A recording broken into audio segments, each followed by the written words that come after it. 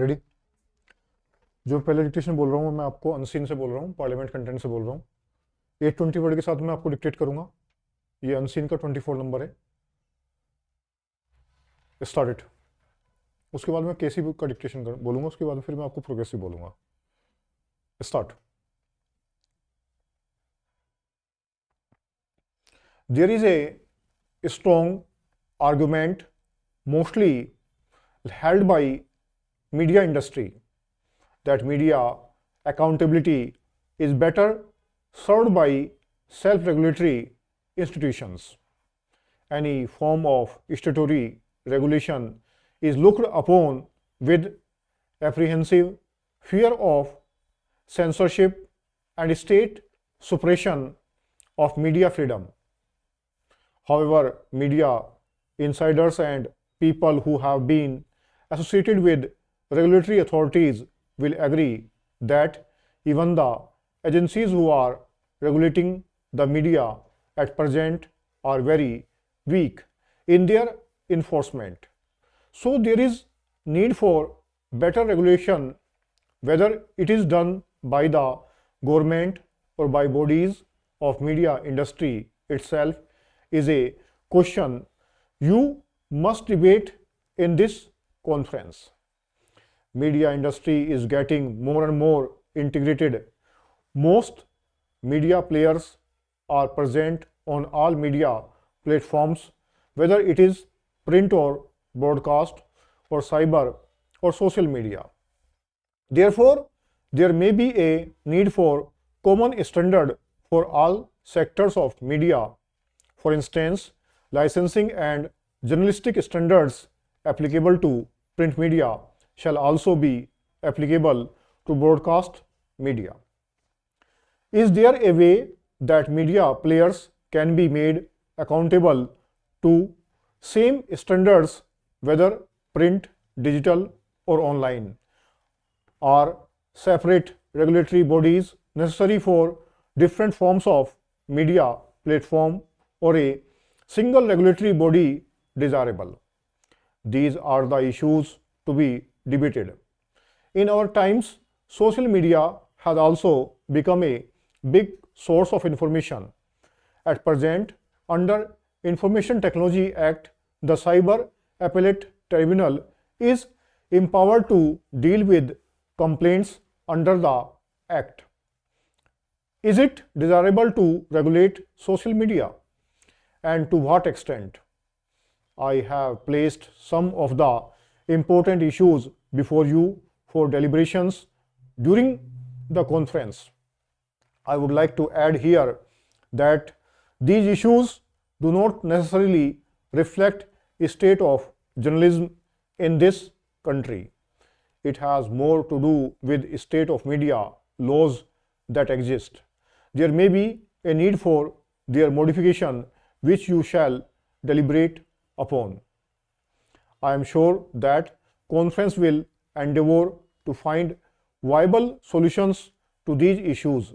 I wish you fruitful deliberations towards that end.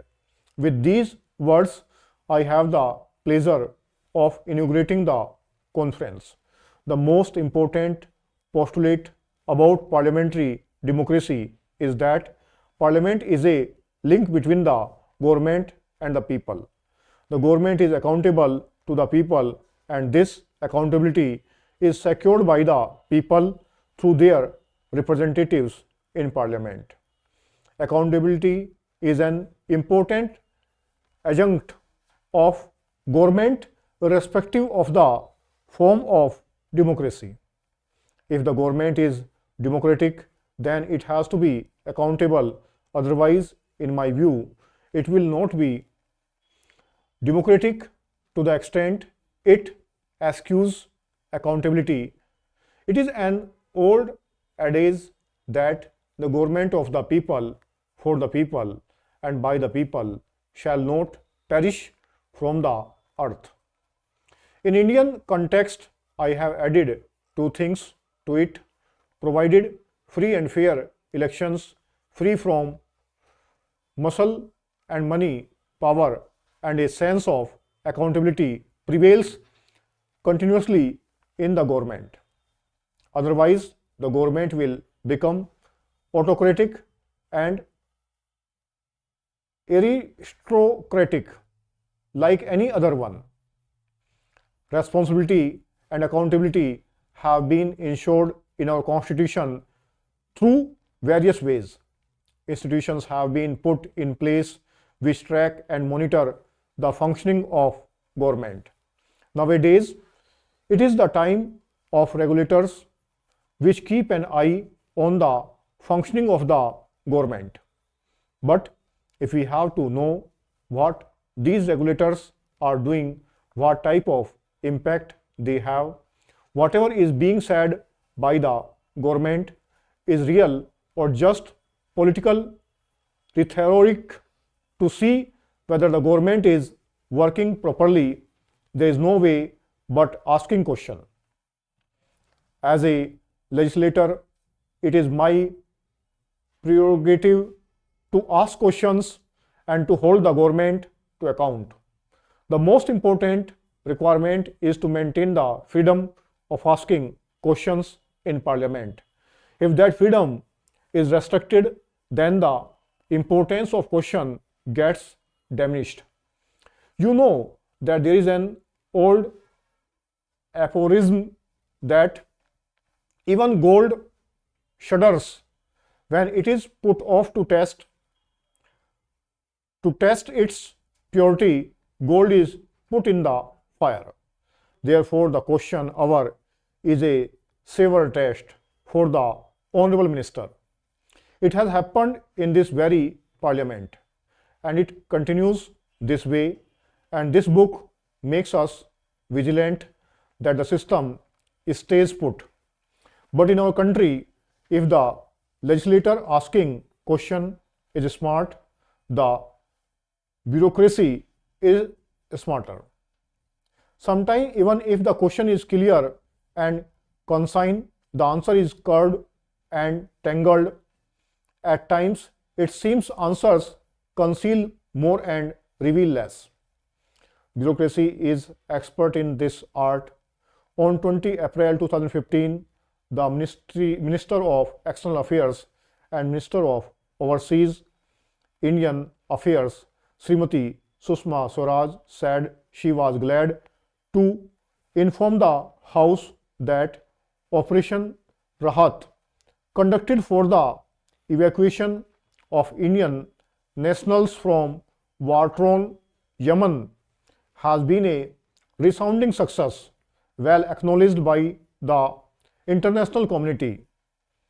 She further said that 4,741 Indian nationals, besides 1,947 foreign nationals from 48 countries, were evacuated under most difficult circumstances.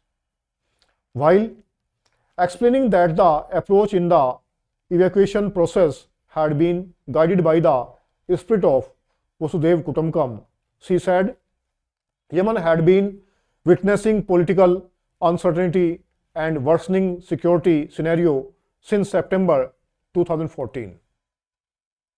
820 word है, 80 वो 100 की speed है और ये parliament का 3P का unseen का source है. टाइप कर सकते हो या सॉफ्टवेयर पर अवेलेबल है. अब आपको मैं नेक्स्ट कंटेंट बोल रहा हूँ KC से 80 की स्पीड में.